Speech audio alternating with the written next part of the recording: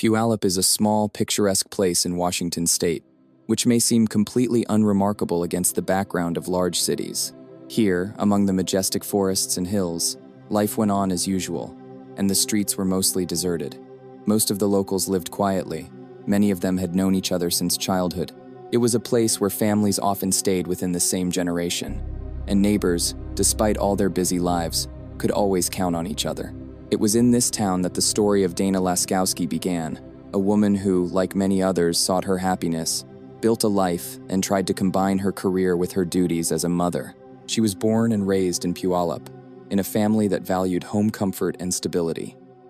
Since childhood, she has been surrounded by attention and care, which has played a big role in shaping her character. Dana herself grew up to be a good-natured and open-minded girl, always ready to support others.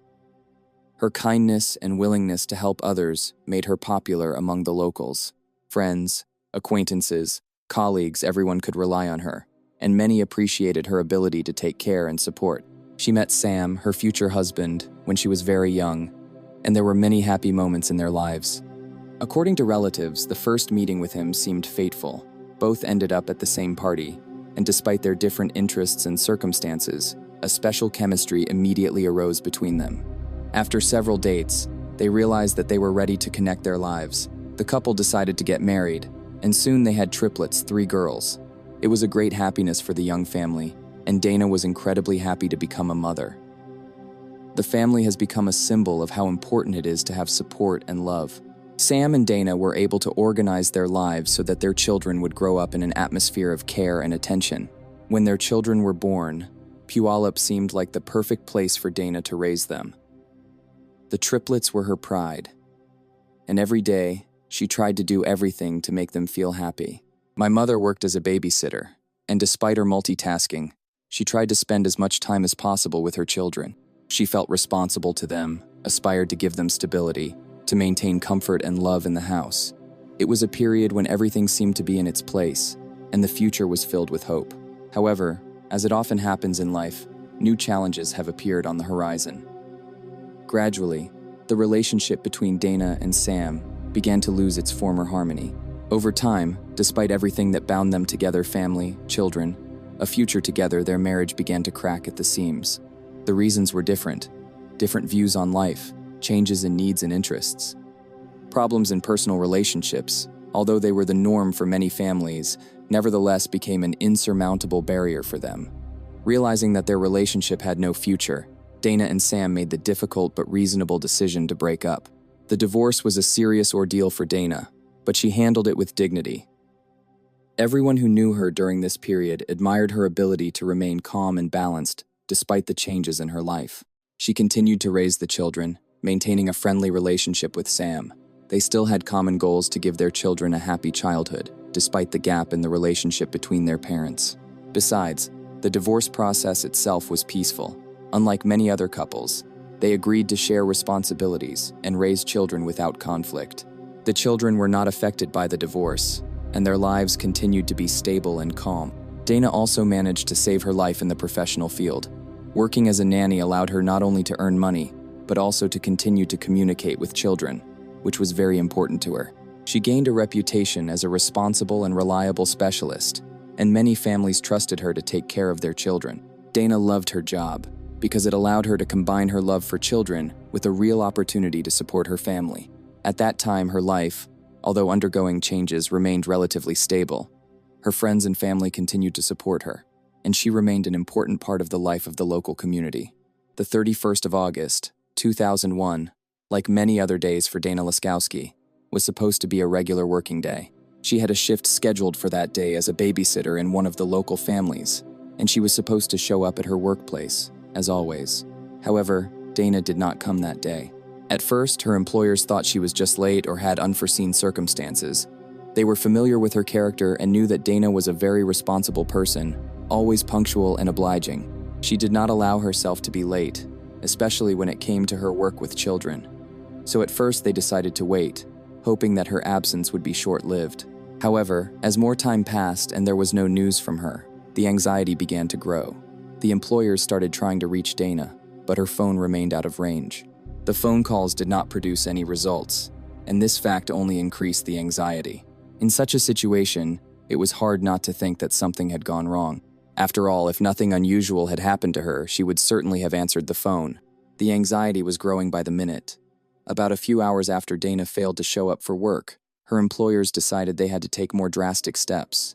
They knew they had to make sure their employee was okay. Not leaving anything to chance, they decided to visit her house to personally verify her condition. They went there hoping to find her at home, at best in a good mood, perhaps just not answering the phone for some domestic reason. When they arrived at Dana's house, the first thing they did was knock on the door. There was no answer to the first knock. They tried again and knocked again. The silence, oppressive and unusual, only increased their suspicions. Dana was always open and friendly, and this behavior was completely out of character for her. They knocked a few more times, but there was no answer. At that moment, anxiety took over. The employers already felt that something was wrong. In order not to waste time, they tried calling again, but the phone still wasn't answering. Only the increased silence they felt on the other end of the line made them increasingly doubt the normality of the situation. Realizing that they had no choice but to take action, they decided to call the police. When the police officers arrived at the scene, the situation was not so obvious at first glance. When the police arrived, they immediately examined the house from the outside, but nothing that could indicate violence or burglary caught their eye. There were no broken windows, signs of a struggle, or damaged doors. The exterior of the house and its surroundings did not cause alarm, but a couple of small details attracted the attention of the guards. First of all, the attention of the police was attracted by the back door, which turned out to be unlocked. In most cases, this may indicate that the house was open to someone who was trusted, or that the incident could have been related to someone from a close circle. When they entered the house, it was immediately clear that something was wrong. The silence in the house seemed unnatural. He was neat, and there was nothing to indicate anxiety or stress. Outwardly, everything was calm, but the feeling that what was happening was hiding something more did not leave the police. When they reached the living room, the scene in front of them was amazing. Dana Laskowski was lying on the couch, covered with a blanket, but her posture and appearance caused the police several questions at once. When one of the policemen carefully removed the blanket to assess the condition of the body, he immediately noticed the marks on the victim's neck, as well as bloodstains around her nose and ears. These were typical signs of strangulation, and this discovery immediately narrowed down the range of possible causes of her death. The elderly condition of the body also indicated that death had occurred several hours earlier, around the early morning of the 31st of August. Criminologists and investigators who arrived at the scene conducted a more detailed examination, which confirmed the initial suspicions. The victim showed signs of forcible strangulation. According to the experts, death did not occur immediately, but after a while, which meant that the killer most likely realized what he was doing and had enough time to stop, but did not do it. It is likely that the killer was familiar with the victim, as the crime scene showed no signs of a struggle or violent intrusion. The marks left on Dana's body, as well as the bloodstains found in different parts of the room, suggested that she could have been strangled right on the carpet in the living room and then moved to the sofa. This confirmed that the killer had acted deliberately and could probably be someone Dana trusted. Friends and relatives often claim that she was a sociable and kind person, and despite her divorce from her husband, her relationship with him remained relatively normal. Initially, the police turned their attention to Dana's ex-husband, Sam. Although their divorce was amicable, and at first glance there were no obvious conflicts, but maybe he had other views on divorce. This did not mean that he was guilty, but the investigators could not ignore the fact that Sam had access to the house, and perhaps he was the last person who could influence the situation. Sam was called to the police station for questioning, where he was met by investigators with questions about his possible involvement in the murder of his ex-wife. According to him, he had no conflict with Dana in recent days, and their relationship, despite the divorce, remained fairly calm. He did not express aggression or dissatisfaction with the divorce, and generally seemed uninterested in harming Dana. According to Sam, he always tried to be a good father to his children, and had a good relationship with them. During the interrogation, Sam testified that on the night of the 30th of August -31, he was with the children, studied with them, and even read a book to them late at night before going to bed. The police immediately sent inquiries to neighbors and acquaintances to confirm his alibi. Soon, after finding out the details of his evening, The investigation concluded that Sam was with the children at a time when, according to experts, Dana was already dead. Several witnesses confirmed that he was at home, and even some of the neighbors saw him walking his dogs late at night, which coincided with the time he mentioned. In addition, a check of mobile phones and location data, which were collected by the police, showed that Sam's phone on the night of the 30th of August -31 was in another part of the city, in the area of his house, where he claimed to have been. Given this, and the fact that Sam had no physical evidence linking him to the crime scene, investigators concluded that his alibi was convincing enough. He could not have been at the scene of the murder at the time of its commission. Sam's interrogation was thoroughly documented, and his answers left no doubt that he was not involved in the murder. He was calm, but his nervousness in some moments of the interrogation did not escape the attention of the investigators. However, none of his explanations sounded like an attempt to conceal the fact of his presence at the crime scene. After Sam Laskowski's alibi was confirmed, the investigation continued its search, trying to find out who else could be connected with Dana Laskowski's murder. The police have adopted the theory that the victim could have been attacked by people with whom she communicated in the last days of her life. Several people immediately attracted the attention of investigators, including the guy she had been dating recently, and the man who had previously stalked her. However, as in the case of her ex-husband, they all had alibis, which greatly complicated further investigation. One of the first candidates for the role of a possible killer was a young man with whom Dana had recently started dating. He had known her for the past few months and, according to information received from her friends and colleagues, the couple spent time together quite often. However, at the time of the murder, the guy was in another city on business, and his alibi was easily confirmed through hotel records and testimony from colleagues. The police checked his phone calls and movements, and all these data confirmed that he could not have been at Dana's house on the night of the 30th of August -31. The next potential suspect was a man who, according to information, had previously tried to contact this woman and showed unhealthy attention to her. This man tried to start conversations with her on the street several times and left strange messages. He had previously been seen at several social events where he also tried to approach Dana. However, despite his persistence, the man never crossed the line or made explicit threats. The police tried to locate him on the night of the murder, but as it turned out, he was at home, and his alibi was also confirmed by witnesses and surveillance footage. With each new interview and background check, the list of suspects narrowed. Although the police believed in the early days of the investigation that they would be able to find the killer quickly, an increasing number of people associated with the case could be excluded from the suspects. It gradually became clear that there were no obvious enemies in Dana's personal affairs or relationships who could be motivated to commit murder. As the alibis of these people became clear, the investigators began to feel that the investigation was reaching a dead end. All the main versions were either refuted or did not lead to new leads. Soon, the suspicious pool of witnesses and suspects dried up, and the investigators found themselves in a situation where they could not put forward new hypotheses and continue moving forward. When the investigation stalled, and the investigators began to lose hope of solving the murder quickly, a new, unexpectedly important element appeared that forced them to reconsider everything that was happening. It was a 17-year-old teenager named Amanda, the niece of the murdered Dana Laskowski. The girl was known for being part of a group of teenagers who often spent time on the streets of the city. Amanda seemed like a completely normal girl, but her connection to the case was destined to receive special attention. Dana Laskowski, despite her difficulties, has always remained a caring and loving aunt to her niece. She was becoming more than just a relative for Amanda, but a real mother figure. Amanda often came to Dana for advice and support, and Dana herself did everything possible to help the girl, especially in difficult moments. For Dana, her family came first, and she genuinely cared about her niece's well-being. However, in the days after the murder, the investigators were struck by one unexpected moment. Amanda left a touching message in the funeral guest book, saying that she wished she could be a better niece. This statement attracted the attention of investigators because it seemed unusual for someone who had lost a loved one. These words, filled with regret, were overflowing with empathy, but in the context of what had happened, they suggested some hidden pain or dissatisfaction that could become part of a large and complex picture. Why did the girl choose words that would not seem to make sense to a person who is just going through a loss?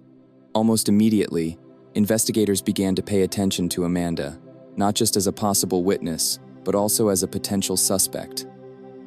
They carefully analyzed her behavior and her relationship with Dana. As it turned out, Amanda was not only Dana's niece, but also one of the last people in her life on the eve of the tragedy. Investigators began to suspect that there might be an unobvious motive among those who were close to Dana. Over time, when the police began interrogating Amanda's friends, even more disturbing details emerged. Several witnesses reported that Amanda and her friends, including Emily Lauenborg, often used drugs. Once in such a company, Amanda could be influenced by other teenagers, which opened up dangerous prospects for her personal decisions. These statements only reinforced suspicions that Amanda could be linked to the events leading up to the murder. The investigators decided to interrogate Amanda herself. At that time, it was already clear that her actions in the days after the murder and her behavior in talking to the police could have suggested something important. After police began to suspect that Dana's niece, 17-year-old Amanda, might be connected to the murder, she was called in for questioning. The investigators understood that she could either know more than she was saying or be involved in the crime in some way. During the first interrogation, Amanda behaved calmly, but a little tense. She denied any involvement in her aunt's murder and claimed to be shocked at her death. She told me that she loved Dana, and her death was a real tragedy for her. However, at the same time, the investigators drew attention to her behavior. She avoided eye contact and was clearly nervous, especially when the conversation turned to her surroundings. When the police began asking her about her friends and who she had been spending time with in the days before the murder, Amanda became visibly restless. She avoided direct answers, but eventually confessed that she was with her friend Emily Lauenborg on the night of the murder. The investigators decided to check this statement and question other teenagers who knew Amanda and Emily. Several people suddenly told the police that Emily could have been the killer. These statements forced the police to pay attention to Amanda's 17-year-old friend, who, as it turned out, had long been causing concern among others with her behavior. When Emily was called in for questioning, she categorically denied any involvement in the murder of Dana Laskowski. She claimed that she didn't know anything, she hadn't done anything wrong that night. However, the police had already begun to doubt her words, especially after they learned more about her personal preferences and lifestyle. Emily was known for her defiant behavior, drug abuse, and unstable emotional state. She was aggressive and hostile, especially towards people she didn't like. Moreover, she had a strange interest in violence. To confirm or deny her words, the police decided to search her house. The search yielded amazing results. Among Emily's personal belongings, a notebook was found in which she wrote down her desires and thoughts. One of the notes said that she would like to kill someone, and that she would get away with it. It was a worrying sign. But even more shocking was that her diary contained explicit references to Dana Laskowski. One of the recordings explicitly stated that she was angry at Amanda and wanted to strangle her the same way she strangled her aunt. If earlier the police only suspected Emily, now they have serious reasons to believe that she was telling the truth. Moreover, Dana's clothes, which Emily had worn at the funeral of the murdered woman, were found in her house. These findings forced the investigators to reconsider their tactics. Now their main task was to find out what role Amanda played in this story, and what exactly happened that night. After all the evidence began to add up to a single picture, the investigators decided to question Amanda again. This time they were sure that the girl was hiding the truth, and they already had evidence that could force her to confess what she knew. When the investigators invited Amanda back for questioning, they noticed that her behavior had changed. She no longer denied her involvement, and apparently, realizing the gravity of what had happened, was ready to tell the truth. Amanda, tired of the pressure, finally decided to reveal what really happened that night. She said that with Emily, they really came to Dana, but not just like that, but in order to get money. Both girls were high on drugs, and when Dana said she didn't have any money, the situation quickly spiraled out of control. Emily, as she said, began to persistently demand money, despite Dana's refusal. Emily was rude to the woman, and her behavior became increasingly aggressive. Dana asked them to leave, but Emily didn't agree. She followed the woman to the door, and when they reached the threshold, she suddenly attacked her, grabbing her by the neck and starting to strangle her. Amanda, she said, was terrified. She watched as her friend violently strangled her aunt, but she couldn't do anything. Perhaps because of the drugs and confusion, she didn't take steps to stop Emily. Soon, Dana lost consciousness and, as doctors later determined, died. After Dana died, Emily and Amanda, as if nothing had happened, took the money that was in the house and left the crime scene. These words from Amanda became a turning point in the investigation. She admitted that at that moment, she was ready to cover up her friend's actions. But now, under pressure from the investigation, she decided to confess what really happened. This confession was shocking to everyone who knew Dana and Amanda. The relationship between the niece and her aunt has always been close, but at the moment when ambition and drugs overshadowed the mind, they led to tragedy. Amanda clearly understood that her words could change the outcome of the case, and it was her confession that became crucial for revealing the whole truth about the murder of Dana Laskowski. In 2003, when the case of Dana Laskowski's death came to court, Emily Lauenborg initially categorically denied her guilt. Despite all the evidence, testimonies, and confessions of Amanda, she continued to insist on her innocence. Emily was young, she was only 17 when she committed the murder, and her defense tried to portray her as a teenager who did not realize the seriousness of her actions. However, over time, Emily had to reconsider her position. Under pressure from the investigation and with all the mounting weight of evidence, she agreed to plead guilty, but not to the charge of first-degree murder, but to the lesser charge of first-degree manslaughter. This confession helped to avoid lengthy legal proceedings, but at the same time led to significant consequences for her future life. The court found Emily guilty of manslaughter, and she was sentenced to 6.5 years in prison. Despite the gravity of the crime, the court took into account her age and mental and emotional state at the time of the murder, as well as her guilty plea. Emily was sent to a juvenile correctional facility, and over the next few years, she had to face the consequences of her actions. She served about 5.5 years. During this time, Emily may have realized the full extent of her actions and tried to start a new life. Already during her imprisonment, she began to show signs of remorse, which could have played a role in mitigating her punishment. Emily may have been tormented by what happened for a long time, but in 2008 she was released. After her release, Emily tried to put the terrible incident behind her. She got engaged and got married. Perhaps the search for a normal life has become a kind of therapy for her, an attempt to cope with what she has done and restore lost social ties. Soon, Emily gave birth to her own children, which became a new stage in her life. It seems that she was striving to rebuild her life, having lost the past, which had become a heavy burden for her. To date, it is known that Emily continues to live in Washington, and her life apparently has developed for some time. Despite the fact that she has already ended the case that changed her life, the tragic act committed in her youth continues to be an integral part of her fate.